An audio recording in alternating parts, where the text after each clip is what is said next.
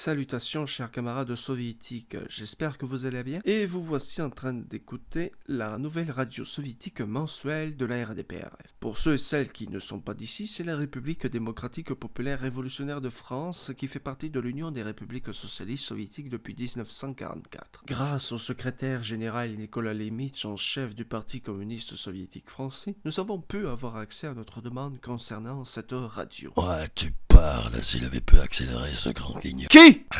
Il a fait tout ce qu'il a pu, le secrétaire général. C'est rigoureusement exact. Je me présente, je suis le Rouge qui présente la radio soviétique et voici mon camarade qui m'accompagne de son plein gré, le Noir. Raciste. Ce n'est pas raciste, mon ami. Tu es habillé en gothique, c'est pour ça que t'appelles le Noir. Et toi, on t'appelle le Rouge parce que tu t'habilles en rouge. C'est quand même assez réducteur, en somme. Et puis, de mon plein gré, c'est assez osé. J'ai pas eu mon droit de dire. Ce n'est pas réducteur si on nous appelle ainsi. Et puis je sais que tu t'es proposé de ton plein gré, alors ne me dis pas le contraire. C'est totalement faux. Totalement vrai. Bref, commençons par le commencement. Le mouvement des gilets orangés. C'était pas jaune, plutôt. Il y a écrit orangé, je dis orangé. Bref, les gilets orangés ont été aperçus à travers tout le pays. Ils manifestaient apparemment contre le secrétaire général en chef de la RDPRF, car soi-disant, il avait été réélu pour la 5e fois avec plus de 90% des voix. Il a été élu démocratiquement, donc je ne vois vraiment pas ce qui dérange.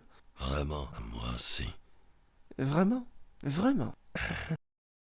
Je me suis trompé. Il vaut mieux. Les gilets orangés ont déclaré, je cite, « Attention, c'est pas moi qui le dis, c'est eux, que le niveau de vie à RDPRF a radicalement chuté depuis 3 ans. Et puis le prix du carburant a augmenté de façon exponentielle. Et certains d'entre nous n'arrivent même plus à se payer l'essence des voitures. » Et aussi que le secrétaire général se doit de réagir pour établir tout cela très vite, sans quoi nous bloquerons les gilets orangés. Nous aussi, les raffineries, en attendant d'avoir une réponse du gouvernement. Autre chose que tu as oublié de dire, un prolétaire a dit qu'il respectait le secrétaire général Nicolas Lemitch au vu des efforts qu'il avait fait auparavant, mais qu'il supposait que le gouvernement délaissait les prolétaires au profit des industriels. Ce qui, j'avoue, est totalement vrai. Totalement faux, mon camarade. Nous savons tous que le gouvernement ne s'abaisserait jamais dans le capitalisme, ce qui est complètement inadmissible. Nous sommes dans l'URSS, une union soviétique pleine de liberté et de promesses. Mon cul. Qu'est-ce que t'as dit? Que c'est vrai, une liberté totale d'expression. Je préfère. Le gouvernement a répondu d'une manière concise et très claire que les manifestants doivent se calmer, avant que le gouvernement ne réagisse de manière proportionnée face à cette colère. Il va vous matraquer la tronche. Mais non, arrête de voir les choses négativement, mon camarade. Il va juste leur demander de rentrer chez eux, et tout rentrera dans l'ordre. Je demande à voir. Passons à l'information suivante. La construction de la statue de Staline dans Toulouse. Déjà en projet depuis 2019, elle fut retardée à cause de ce même mouvement qui paralyse un peu le pays. Mais ne soyons pas dubitatifs. Et rassurez-vous que le maire de Toulouse lui-même a assuré que la construction sera supervisée. Et il y aura une protection envers les prolétaires qui y travaillent. Gratuitement. Non, ils sont payés légalement et sous bonne garde. Si les matériaux arrivent en retard, ce que je doute fortement.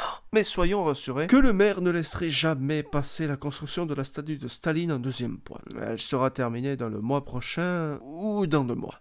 Assez vague comme précision. Écoute, je lis ce qu'il y a écrit, et puis je suis pas dans la météo qui sont aussi précis qu'un maniaque de ménage, et puis beaucoup de nos concitoyens seront heureux de voir celui qui nous a libérés aux mains des nazis. Qui? Staline lui-même. Staline est venu de lui-même pour libérer la France. Mais non, abruti, c'est l'armée rouge qui est venue libérer la France, et après Staline est allé parler à nos camarades français pour leur résistance envers les villes nazis. Mais du coup, pourquoi tu me dis Staline, si c'est pas lui qui a libéré la France? Mais qu'il est con, cet abruti. Je t'ai dit Staline parce que ça englobe tout. Ah, tu me fatigues à la fin. Bref, passons à la dernière information. La guerre froide. L'URSS s'est plaint ces derniers temps de nouvelles bases militaires américaines à la RFIS, qui se rapproche un peu trop de la zone démilitarisée d'Italie, faisant tampon entre la République démocratique d'Italie du Nord et la République fédérale d'Italie du Sud. L'URSS rappelle aux USA que quand bien même la RFIS et la RDN soient coupées en deux. Il conviendrait de faire cesser à tout prix l'envoi par caisse de ravitaillement en avion, ainsi que du matériel pour soi-disant réparer les dégâts mineurs causés par une agitation pro-capitaliste dans la RDN. Ce qui naturellement a démenti les Américains qui ont nié de façon évidente leurs implications envers les caisses de ravitaillement. Rappelons que Rome est séparée en deux entités, Rome du Nord et Rome du Sud. Beaucoup d'Italiens du Nord ont demandé aux autres camarades du Sud de les rejoindre afin de soutenir l'Union soviétique envers la gangrène du capitalisme qui ravage et tue plusieurs milliers de personnes dans le monde. C'est à vérifier tout ça, parce qu'en Union soviétique, tout va pour le mal. Tout va pour le mieux! Le secrétaire général en chef de la RDN, Giovanni Zazetti, enfin c'est italien, a déclaré que les derniers voyageurs auraient 2 semaines pour repartir vers leur pays d'origine, sous peine d'être expulsés de force. Vu les tensions ces derniers temps, c'est assez logique. C'est comme à Cuba qui a désorganisé une rébellion fomentée par les États-Unis. Rappelons tout de même que le dirigeant cubain a menacé les Américains de l'envoyer, je cite, un cadeau explosif qui devrait faire réfléchir de façon lumineuse les services secrets. Ça va péter.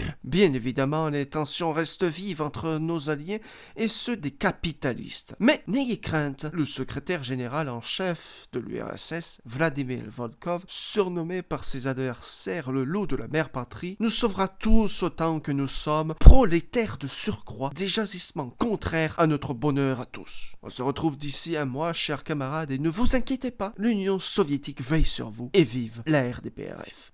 N'oubliez pas de partager, de commenter et d'aimer cette vidéo si ça vous a plu, ainsi que d'activer la petite cloche du Kremlin. Mais le rouge, on peut pas commenter ni aimer, c'est le parti qui censure.